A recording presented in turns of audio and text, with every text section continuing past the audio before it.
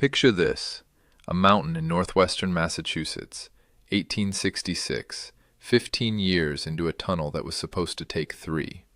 Imagine standing at the mouth of the east heading, where 2 strong men have just finished a 12-hour shift and driven their steel less than 1 inch into the rock. This is the Hoosac Tunnel, a bore nearly 4¾ miles long, meant to carry a railroad straight through Hoosac Mountain instead of around it. Work had started back in 1851, and contractors had already tried more than one steam-powered drilling rig to speed things up. They kept failing. Chief Engineer Herman Haupt patented his own steam piston drill in the mid-1860s, a machine that struck the drill steel like a hammer and turned it with a spiral ratchet. Its gripping mechanism kept jamming. It failed, just like the machines before it. Then a steam engine builder named Charles Burleigh brought in something different. Not a drill powered directly by steam, but one driven by compressed air, pumped from the surface through iron pipes. The Hoosac Tunnel Commission ordered 40 of them. Each machine could bite 3 3/10 inches deeper into a hole every single minute, hour after hour, in granite and gneiss that had been humbling hand crews for a decade and a half. It should have been a clean win. It was not, at first. The first batch of Burleigh drills recoiled so violently that they pounded themselves apart. At any given moment, roughly a quarter of the machines were sitting broken, waiting on repairs. Between them, they devoured 3 tons of drill steel a month, keeping blacksmiths at the surface working almost as hard as the miners below. Burleigh went back to his workshop and redesigned the exhaust so the escaping air cushioned each blow instead of letting the piston hammer itself apart. On the 1st of November, 1866, the rebuilt drill was tested. It worked. Tunneling historians still point to that date as the real beginning of modern mechanized rock drilling. Here's a detail worth holding on to. Most people today remember machines like this one as steam drills. It's the name that survived in the songs. Mechanically, most of them were not steam-powered at all. They ran on compressed air, generated by steam engines or water-driven compressors back at the surface. The steam was one step removed from the actual cutting edge. That small gap between the popular name and the real machine is going to matter later in this story. For now, all anyone at Hoosac Mountain cared about was that the tunnel was finally moving. Nobody swinging a sledgehammer that week thought they were watching the start of anything except faster progress. Solving the problem of speed, though, was about to set off a chain reaction that would take more than half a century to run its course. And it would not stop at railroads. On paper, this looks like one of the tidier success stories in American engineering. Hand drilling was slow and exhausting. A machine came along that was faster and tireless. The machine won. Tunnels that would have taken generations to bore by hand got finished in years instead. Case closed, right? Not even close. Over the following 7 decades, the same basic move, replace the slow, unreliable human hand with a faster machine, got solved again and again, each time in a bigger and more powerful form, and each time it created a new problem that hadn't existed before. Some of those new problems were mechanical, like a drill that ate itself. Some were economic, like a device so productive it changed who got hired and who didn't. And one of them, decades later, turned into one of the deadliest industrial disasters in United States history, one that landed on people who had never set foot near Hoosac Mountain and had no stake whatsoever in how fast a 19th century railroad line got built. That's the actual shape of this story. Not a single invention with a single triumphant ending, but a relay race of fixes where every runner hands the next one a slightly heavier baton. We're going to follow that baton from a Massachusetts mountainside in the 1860s, through a folk legend that turned one machine into an American myth, into mining camps that quietly started calling these drills by a much darker nickname, and finally, to a West Virginia hillside in the 1930s, where the bill for all that accumulated speed finally came due. A quick preview without spoiling the numbers.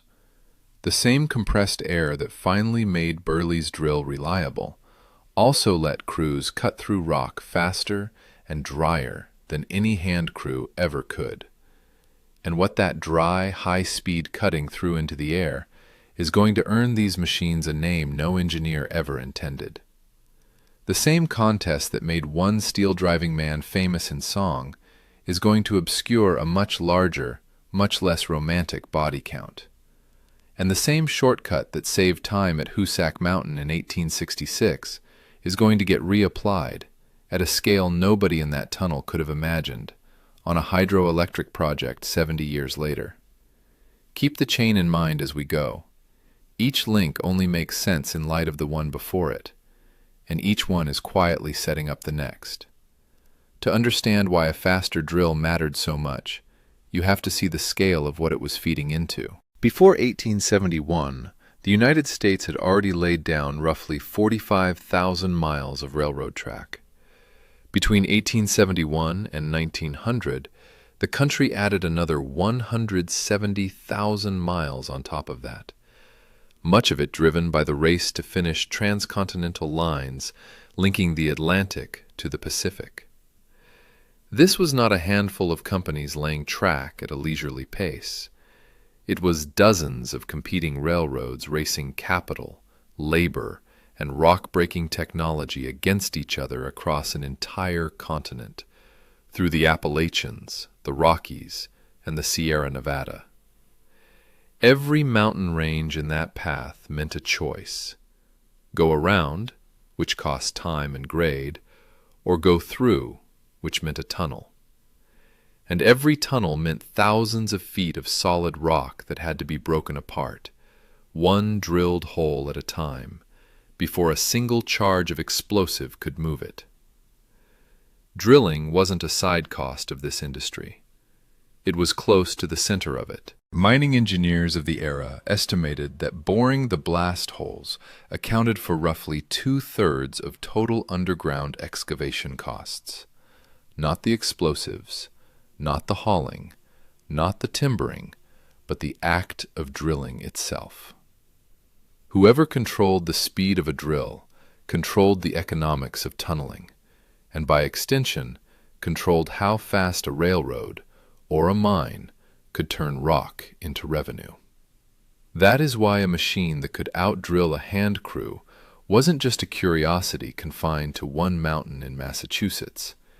It was a technology that, once proven, was guaranteed to spread into every mine and every mountain tunnel on the continent within a generation. A local fix at Hoosac was never going to stay local. The economics made that impossible. And railroads were only half of the picture. The same drilling problem, at the same scale, defined the metal mining industry running alongside those railroads.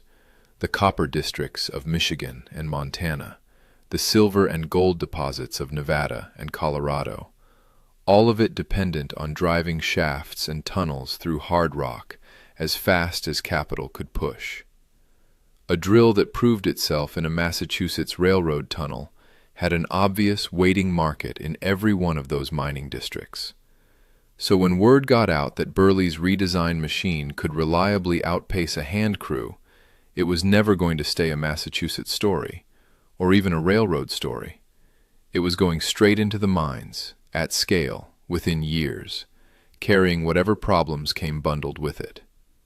Before any of this, for roughly 3 centuries, tunnels and mines around the world were bored by nothing more than a man, a hammer, and a length of steel. The method was called hammer and steel, or single jacking when one miner worked alone, double jacking when 2 worked together. One man held the drill steel against the rock and rotated it a fraction of a turn between blows. His partner, if he had one, swung a 4-pound hammer against the head of the steel, again and again, hour after hour. Swing, turn, swing, turn. The output of all that effort was strikingly small. In average rock, a single miner might advance a hole about 8 inches in an hour. A 2-man crew, working the same hole together, might manage 2 feet. In genuinely hard rock, the numbers collapsed further. There are documented cases of 2 strong miners working a full 12-hour shift and driving less than 1 inch into the stone, hard enough that crews would leave a man underground overnight with his finger marking the spot so the next shift knew exactly where to pick up. To advance a small tunnel face just 4 feet, crews typically needed to drill 20 to 30 separate holes for blasting charges, burning through roughly 200 pieces of drill steel in the process, since the tips dulled fast enough that surface blacksmiths worked almost non-stop resharpening them. Crews usually worked with a graduated set of steels, a short, thick one to start the hole cleanly, then progressively longer and thinner ones as the hole deepened, since starting with a long, thin steel before the hole had a proper seat made it wobble and skip off the rock instead of biting in. Contractors of the period estimated that drilling alone, not blasting, not hauling debris, not shoring up the roof, accounted for roughly 2/3 of everything it cost to push a tunnel forward. This was the baseline every railroad and mining company was measuring against. Grueling, slow, completely dependent on human stamina, and essentially unchanged for 3 centuries by the time steam and compressed air showed up looking for a job to do. It is worth being honest about what that baseline meant for the men doing it. This was not a job anyone romanticized at the time.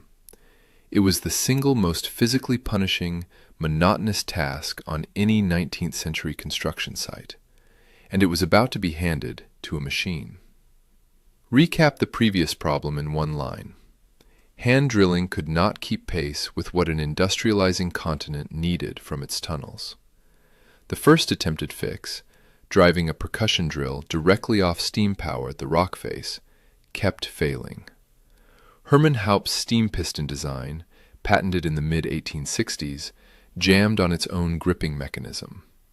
Earlier steam drills tried elsewhere at Hoosac broke down the same way. Steam, it turned out, was mechanically clumsy to deliver directly to a drill bit pounding granite 50 times a minute.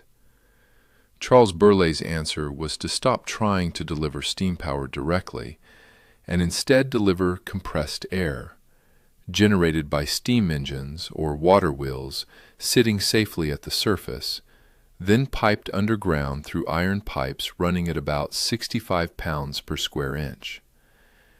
It was an indirect solution to a direct problem, and it worked, eventually. The Hoosac Tunnel Commission ordered 40 of the new machines in 1866. Each one could gnaw 3 3/10 inches deeper into a 1 3/4 inch hole every minute, a rate no hand crew alive could sustain. But the first version of that fix immediately generated its own problem. The recoil of the piston, striking dozens of times a minute with nothing to soften the blow, pounded the machines apart from the inside. At any given time, about a quarter of the fleet sat broken and waiting for repair. Collectively, they chewed through 3 tons of drill steel every month, an appetite that kept surface blacksmiths working almost as hard as the crews underground. Burleigh's next, bigger fix was a redesign of the exhaust system, so the escaping compressed air cushioned the piston's recoil instead of letting it hammer itself to pieces. Tested successfully on the 1st of November, 1866, the redesigned drill finally delivered on its promise. Hoosac's rate of advance climbed to a documented 116 feet a month, a number that, set beside a 2-man hand crew's 2 feet an hour, shows exactly why the entire tunneling industry was about to change. But solving the problem of a self-destructing machine came with a quiet cost nobody was measuring yet. A machine that could hammer through rock this fast, this often, in an enclosed tunnel that hand crews had never filled with anything close to this much pulverized stone and fine dust, was about to create a hazard nobody at Hoosac Mountain had a name for. That name was coming. It just wasn't going to be a flattering one. Recap in one line. Burleigh's redesigned compressed air drill finally solved the problem of a machine that pounded itself apart, and Hoosac proved it could outcut any hand crew by a wide margin. That proof spread fast. Within a decade, compressed air percussion drills were standard equipment across American hard rock mining, copper country in Michigan and Montana, silver and gold districts in Nevada and Colorado. Anywhere a company needed rock broken faster than muscle could manage it. Here is the new problem that reliability created. A machine striking a rock face dozens of times a minute, at a pace no hand crew could sustain for more than a few minutes, throws off pulverized stone at a rate hand drilling simply never produced. Water could suppress some of that dust, but water wasn't always practical. Upward angled holes couldn't hold it, and adding water slowed the machine down, and cost time crews were paid to save. So a great deal of this new, faster drilling was done dry. By around 1900, miners in camps across the country had already given these machines an unofficial nickname, the Widowmaker. It wasn't a marketing term. It was a description of what happened to the men who ran them. By 1910, a general category of lung disease, known at the time as miner's phthisis, covering silicosis, tuberculosis, or some combination of the two, was described by contemporary health surveys as widespread wherever these drills were in heavy use. The disease typically took 10 to 20 years to develop, so a miner could run a drill for over a decade, feel perfectly capable, and still be carrying a fatal diagnosis nobody could see yet. The bigger, next solution already existed by the 1890s. An inventor named J. George Lehner developed hollow drill steel with water fed through the center of the bit itself, wetting the dust at the exact point it was created, whatever direction the hole ran. It worked. It also cost more, ran a little slower, and, critically, nothing forced any company to use it. That last detail is the seed of everything still to come in this story. The fix for dry drilling's dust problem existed decades before anyone was required to use it. Whether a project used water at the bit or drilled dry and fast came down to one thing: whether the company running the job decided speed was worth more than the men breathing the air. In most of American mining, for most of the next several decades, it was. Somewhere inside this decades-long spread of pneumatic drilling into every corner of American railroad and mining construction, one particular contest between a man and a machine turned into the most famous version of this story most people have ever heard: the Ballad of John Henry. Here is what needs to be said plainly, because this is exactly the kind of claim that gets repeated as settled fact when it isn't. Historians do not agree on when, where, or even whether the John Henry contest happened as the song describes it. The leading candidate location is the Big Bend or Great Bend Tunnel on the Chesapeake and Ohio Railway in West Virginia, built around 1870 to 1872, where local accounts describe a steel driver named John Henry working for a contractor named Captain William Johnson, outdriving a steam-powered drill by more than 5 feet, in a contest lasting somewhere between 35 minutes and 2 hours, depending on which account you read. But that is only the leading candidate, not a confirmed fact. Historian Scott Reynolds Nelson found no railroad documentation of a drilling race at Big Bend at all, and argued the contest more plausibly happened roughly 40 miles away, at the Lewis Tunnel, where records do show prisoners laboring alongside steam drills as part of a convict labor system. Nelson has even proposed that the line about John Henry being buried in the sand refers not to a grave near Big Bend, but to the unmarked burial grounds outside a Virginia penitentiary, where convicts who died of silicosis were buried anonymously. A separate researcher has argued for yet another location entirely: an Alabama tunnel dug in the 1880s. Whichever version is closer to true, the legend did something the historical record alone never could. It turned a machine that was displacing steel-driving laborers into folklore, with a human hero who beat it, at least for one contest, before the ballads say he collapsed, a detail no historian has been able to confirm, and this script won't pretend to confirm either. What the song doesn't dwell on is the quieter, much larger group of steel drivers who weren't racing anything. They just kept working, alongside or increasingly replaced by machines that were, by this point, already known in mining country by their other name. By 1930, everything this story has built up to this point, reliable compressed air drilling, a known dust hazard, a fix that existed but wasn't required, collided at a single project in West Virginia, at a scale that made every earlier version of this problem look small. Union Carbide, through a subsidiary called New Kanawha Power Company, hired a contractor, Reinhardt and Dennis, to bore a 3-mile tunnel through Gauley Mountain near Hawk's Nest, diverting the New River to a hydroelectric plant that would power Union Carbide's own metallurgical works downstream at Alloy. Roughly 5,000 men worked on the project between March 1930 and the end of 1931. Many of them black migrants who had come north during the Great Depression, looking for any paying work at all, earning about 25 cents an hour for shifts that could run 60 hours a week.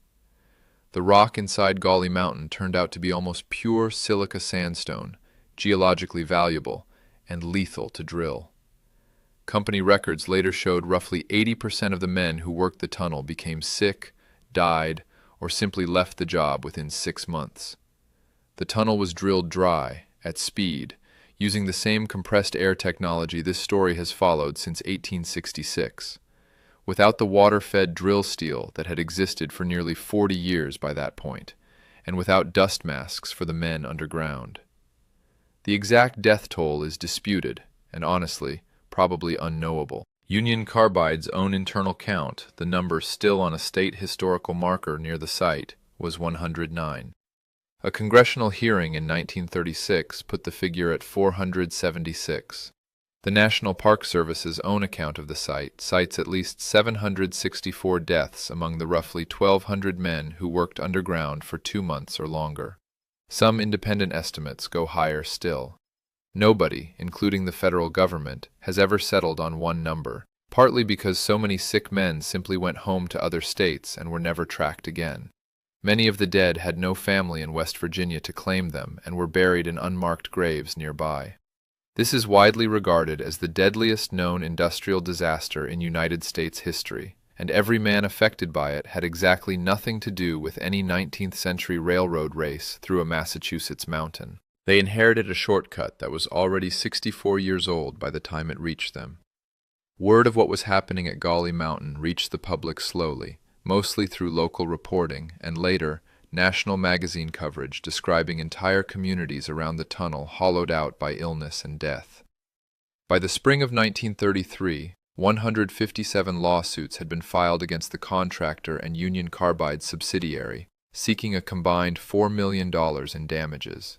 The case settled that June for $130,000, roughly 3 cents on the dollar of what had been sought, and half of that went to the workers' own attorneys. A separate, wider round of claims eventually involved 538 families sharing a combined $200,000, with individual settlements ranging from as little as $30 to about $1,600. Multiple accounts describe settlement amounts as racially unequal, with black families typically receiving less than white families for comparable claims. No company official was ever criminally charged. In January 1936, the United States House Committee on Labor opened hearings that ran into February, taking testimony from surviving workers, medical experts, and officials from the Federal Bureau of Mines. The committee's conclusion was blunt. The tunnel had been built with a disregard for the health and lives of its workforce that the committee considered genuinely shocking, even by the standards of Depression-era industrial construction. The hearings also surfaced a detail worth sitting with, given everything this story has already covered. Several committee members noted that dust-related lung disease among drillers was not some obscure new medical mystery in 1930. It had been documented in American and South African mining literature for at least 2 decades before a single hole was drilled at Gauley Mountain. That last point is what turns this from a story about one bad contractor into the actual seed of the next chapter. The knowledge to prevent this had existed for decades. The technology to prevent it had existed for decades. What hadn't existed anywhere in American industry was a rule that made prevention mandatory rather than optional. Congress had just spent a month establishing, on the record, that optional had failed as badly as it was possible to fail. Something was finally going to have to change by force rather than by choice. For almost 70 years, from Hoosac Mountain to Gauley Mountain, every operator in this story had faced the same choice: drill dry and fast, or drill wet and safer but slower. and had been free to choose speed. After 1936, that freedom started to close, not all at once, but permanently. The engineering fix itself was not new. Water-fed hollow drill steel had existed since the 1890s. Basic dust exposure limits, drawn from South African gold mining data, had existed on paper since 1916. What changed after Hawk's Nest was that wet drilling, local exhaust ventilation, and dust suppression stopped being treated as optional add-ons contractors could skip to save money, and started appearing as required specifications on American public works projects from the 1940s onward. A tunnel contract that once let a company choose its own dust standard now increasingly told it what standard to meet. This is the technological wall the whole cascade finally ran into. A point where you could no longer out-engineer the dust problem by simply drilling faster, because drilling faster without control measures was no longer a legally acceptable specification to write into a public contract in the first place. The industry's problem had never really been a lack of a solution. Hollow steel and water injection had been sitting on the shelf since before Hawk's Nest broke ground. The wall that finally stopped the cascade wasn't a new invention at all. It was the removal of the choice to ignore an old one. Industrial hygienists also began formalizing what safe dust exposure actually meant in measurable terms. The American Conference of Governmental Industrial Hygienists, drawing on decades of scattered mining health data, going back to that 1916 South African benchmark, started publishing standardized threshold limit values for airborne dust in the years following the Hawk's Nest hearings, turning a vague professional understanding that too much dust is bad into a specific number a workplace could be measured against and held to. It was still a recommendation rather than a binding federal law, and enforcement remained patchy for years. But for the first time, there was a documented, science-based line that a company could be shown to have crossed, in black and white, rather than a matter of opinion between a contractor and a sick worker's family. It would take several more decades and a great deal more documented harm across other industries before that principle hardened into the kind of enforceable federal law this story turns to next. Industry standards and recommended practices are one thing. A law with an inspector behind it is another. That gap is where this story's final wall gets built. The United States didn't have a federal agency dedicated to workplace safety until 1970, when Congress created the Occupational Safety and Health Administration. In 1971, under an expedited startup process that let the new agency adopt existing consensus standards without full scientific review, OSHA issued roughly 425 permissible exposure limits for airborne substances, including one for crystalline silica dust, largely inherited from older federal contractor standards rather than freshly derived from the accumulated decades of mining health research this story has already covered. 3 years later, in 1974, the National Institute for Occupational Safety and Health, OSHA's own research arm, recommended a far stricter limit: 50 micrograms of silica dust per cubic meter of air, roughly half of what industry was still legally permitted to expose workers to. OSHA did not adopt anything close to that recommendation for more than 4 decades. It wasn't until March of 2016 that the agency finally issued a new rule cutting the general industry limit in half, phased in for construction work in 2017 and for general industry the following year, landing almost exactly on the number NEOSH had proposed back in 1974. Sit with that gap for a second. A scientific recommendation made in 1974, not fully written into enforceable federal law until 2016. 42 years. And that is the legal wall. Not the moment dust became dangerous, which mining literature had documented since before Husak's compressed air drills even reached the market, but the moment a specific, measurable, legally binding number finally existed that a company could be cited and fined for exceeding, everywhere in the country, without exception.